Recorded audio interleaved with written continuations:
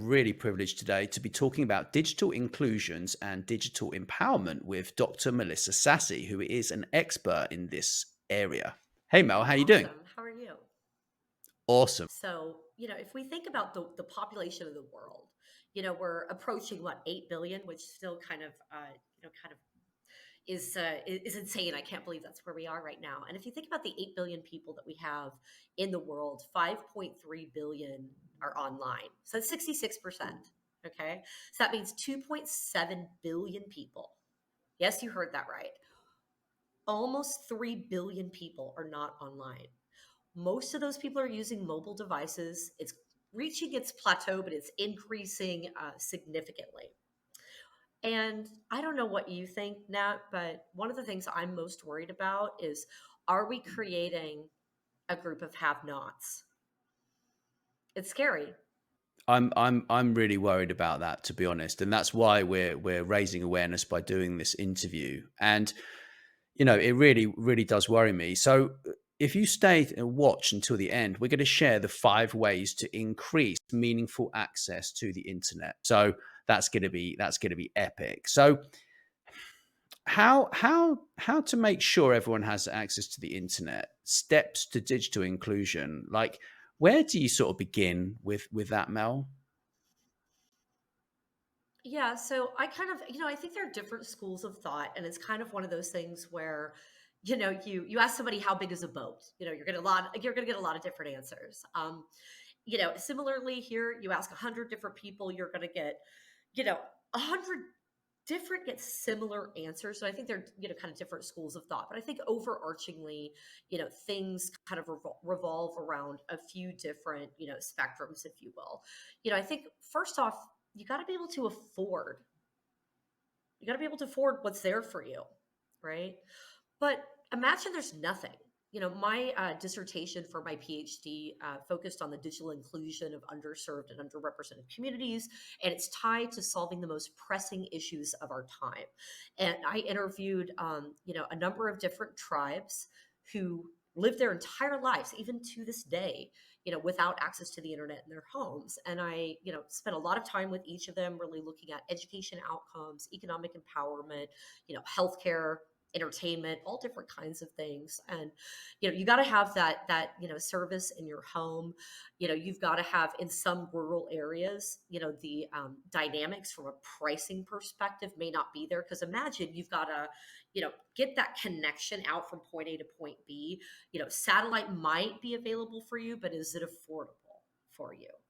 So I think, first off, you've got to have that connectivity in your home. You've got to have um, the affordability, because what good is it if you can't afford it?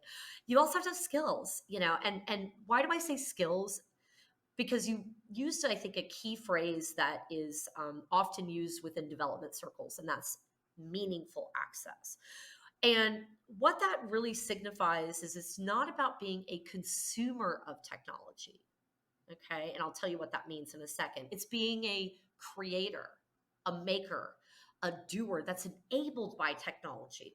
So you're using tech, you're using the internet, you're using devices, which again, that's part of, gaining meaningful access. You gotta have devices, but you're combining these things together to generate outcomes. And when I say outcomes, I mean, let's say, for example, you're using it to feed your family. You're using it to, generate, some kind of interesting solution that allows you to have affordable electricity.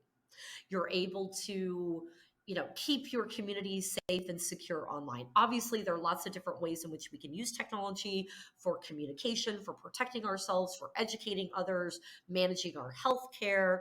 Lots of different things, in addition to watching cat videos all day. We're not going to talk about the other kinds of videos that people watch online. That's not today's conversation, Nat. No. But if you also look at this from the realm of, you know, you got to have policies in place. And, when I talk about access, how are you going to build the right network? How are you going to support rural communities and schools and teachers and the elderly if there aren't, funding programs that are available? Because not everything's going to have a business model attached to it. Not everything is going to generate revenue. Now, you get people skilled up, it's going to turn into, GDP growth, or, economic development, because the people who are learning are going to go out and say, all right, cool, I've seen this local challenge in my local community, or I've seen this local opportunity, if you will, that could become a business. If people are enabled with the right digital skills and the right, kind of entrepreneurial spirit, imagine all of the opportunities and challenges we could overcome, in life, especially if you're talking about from the ground up. I could talk about this all day long in terms of, the different elements that, kind of signify what meaningful access is. What do you think, Nat? Does that make sense? Does That that resonate makes with you? a lot of sense. I mean, back to this digital divide, right? What do people, what do you need to know about the digital divide right now? I mean, from where I'm sitting, there's opportunity everywhere, and we'll dig into that in a little while. But w- what do you think people need to know about it? I mean, from where I'm sitting, I think the main thing is really being focused on the outcome of making money, right? And making your life better, because there's two things. There's making your life better and there's making money. And they're kind of connected, but they can also be separate, right? So it's a real challenge, this digital I divide. Yeah, I kind of look at the digital divide from a number of different perspectives. I look at it from, access to your basic stuff. We've got to have access to information, and I kind of see it as, being able to understand what's happening in your community, because a lot of that stuff's, not happening in print format anymore. So it's gaining access to information. It's gaining access to education. It's no, make no mistake, formal education is not perfect everywhere. It might not be perfect anywhere. We've got to be, taking control of our own, kind of destinies when it comes to the learning journey. Especially think about the school, shutdowns during COVID. For those who did not have internet access, did not have a device, or maybe were not as comfortable from a tech perspective, whether that's as a teacher, an administrator, whatever, they would have been missing out, essentially out of school for significant periods of time. It's also about, having a political voice. So, for example, this month I'm doing a talk with a small NGO that's based out of Southeast Asia. We've got a number of different folks from different countries who are coming in, and we're talking about kind of how do you use your voice in countries where you may not be able to truly use your voice, because these are countries where you often have shutdowns, because of maybe your political views might differ from the administration, or there just might be gender challenges. I'm looking forward to it, because one of the things that we're going to talk about is the concept of digital literacy as a human right. Access to the internet is a human right. I know that some people might disagree with that, but everything is connected to technology. Our health, access to government benefits, applying for a job, you know, everything. You can't even apply for some, fast food or retail jobs if you don't have some kind of tech skills. And granted, you don't need to be super savvy, but think about it. You also need to be able to protect yourself online. You need to recognize real from fake news, so that you don't look at something and think, oh, wow, was the Pope really wearing that white puffy jacket? Or wow, did so and so just get arrested today? Or wow, has the as a group of guerrilla warriors just come into our presidential office and destroyed everything? This can be detrimental to democracy, to our personal well-being. You've got to be able to recognize this stuff. As you get online, you need to know how to keep yourself safe and secure. So I think it's political, it's social, it's economic, sexual. Every single aspect of our lives these days is intertwined by, with technology. But again, I go back to that conversation around meaningful access. And that means outcomes. So it's not just, posting cat videos or casually watching some stuff, but it's truly using it to not only do well, but do good. Make money, make the world a better place, have a voice, and be part of social structures, political structures, whatever you fancy. Does that make sense? Absolutely, absolutely. I mean, we could talk about this all day. I love this topic, but you know, I it's know. it's It's it's I know it's my passion. I'm like, okay, keep focused, Mel. but it's huge, right? Because there's the unbanked conversation. There's all sorts Yeah. of stuff, you know, that we could sort of talk about. But I'm trying to Oh keep yeah, I this. forgot about that one. I didn't even Well, talk I didn't about either. You know, financial. I Yeah. should have mentioned that. You know, I mean, it opens up a lot of people who Yeah. don't have Yeah. any ID, they don't have any banking, they don't have anything, and actually, if Mhm. governments got on board with it, they could become Or maybe they banks. can't even read. Yeah, Maybe they maybe can't not, but even then they read. can Yeah, learn, right. right? Like Right. that's so amazing about it. But you know, Yeah. artificial intelligence is changing the digital divide. So let's talk about that just for a couple minutes, right? Because there are people who are embracing AI, they're embracing the chat GPT stuff, and they're becoming like 50% in some cases more productive, or even more than that, right? So that is changing the digital divide, and it's going to create a series of underclassed people who really are completely lost. And it's not because they're stupid, it's because they have a very closed mind to this sort of stuff. And I'm kind of worried about that, actually, the way that I see the rate of change happening. I mean, I put chat gpt on my phone, and obviously there are going to be exceptions. There are going to be people that make a ton of money and really don't need to be embracing AI very much, but actually their lives are being changed anyway Yeah. by this. So what do you think about how artificial intelligence is changing the digital divide? Yeah, I actually look at it from a slightly, kind of nuanced perspective. So I kind of see the digital divide or digital inclusion or digital skills and readiness, whatever you want to call it, digital intelligence that looks at, kind of the skills aspect. But all of these things, I look at it as kind of the core, right? Maybe it's a funnel. Let's think about it as a funnel or kind of a, upside down Hmm. triangle. You've kind of got this, digital divide up here, which is your access, skills, utilization of technology, right? At the core basic level. And that means kind of like, if you think about it, skills, right? Just skills, you're going to dial them up and down depending upon your competencies. You might be good at some things like a beginner. You might be an expert, somewhere else. And then as you come down this funnel, you're further honing in on, additional digital skills. And so I see, kind of the AI divide, not as kind of like the same as the digital divide, but kind of like a double click. And I know I hate that word. It's a little bit, or those words kind of a little bit cliche, but it is kind of double clicking and saying, okay, AI is one component of this. And what are the risks? What are the benefits? And I think, overarchingly, people need to understand that, AI is coming, it's already here, and there are risks associated with it, but there are also significant benefits. The AI is not necessarily going to, replace you unless you embrace AI. Then it may, right?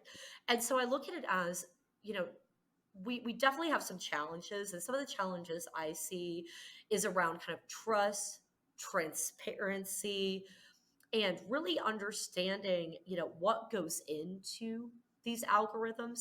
I love like ChatGPT, for example, good example. However, I don't want to see, an adult, youngsters, anyone flat out taking that material, assuming it is just ready to go, rock and roll, here we are. Because I think over time, it may be that AI generated content is kind of going back and forth, if you will, and may not necessarily be taking in the depth and breadth of, insight that it should. I see there could be risks associated with picking up media misinformation and disinformation, people thinking that it's true but it's not. And that requires people to have, to critically think through what's, coming in front of them, because I think we still need to have creativity. We still need to look at that awesome helper and not see it as a replacement of a singer songwriter, a replacement of a writer, a researcher, a journalist, whatever, but kind of something that augments your creativity, helps research quicker, helps formulate your thoughts quicker. But again, if you don't understand AI, it's probably scary. If you don't embrace it, You're going to be left Yeah. behind. So, Well, it's as simple as that, isn't it, really? So one more thing, one more hold thing. on. I Oh, forgot one okay. more thing. Yeah. One more thing real quick. Oh, yeah, one more thing. Go on. Sorry. I think there's also a gender divide in tech. We have, 28-30% of the tech workforce is made up of women. I think, and I'm not this like crazy diehard feminist person, but I do think we all have bias, whether you're male, female, you're from here, your ethnicity is that, you speak this language, we all have unconscious bias. And when we're writing, creating algorithms, our bias unfortunately comes along with us. So I think it's really important that we truly think through, where are these algorithms coming from, who's creating them, and making sure that we've got the trust and transparency, the depth and breadth of different types of people who are coming in and building tech, to ensure that our tech is truly inclusive and driving toward outcomes that make sense for folks who are going to be using those that material, or that product or whatever. Yeah. Yeah. Sorry, I didn't No, mean no, to that that go makes on, but I that had to makes mention that that makes a one. lot of sense, because that's a digital divide in itself, isn't it, at the end of the Yeah, day? It's a complete digital divide. it So is. so Yeah. what are these 5 ways to increase meaningful access to the internet? Yeah, so I'll talk about policy first. Our government needs to make sure, our governments need to make sure that they've got the right policy frameworks that enable the right technologies. And in some cases, I'm not a big fan of big government. Let's be clear, but they're just not affordable business models when it comes to somebody living in a rural community. It's just the dynamics are not there. Granted, there's lots of innovation that could happen for business to bring in new tech, and I'd love to keep watching what's happening in the satellite or edge space. So, policy will be my first one.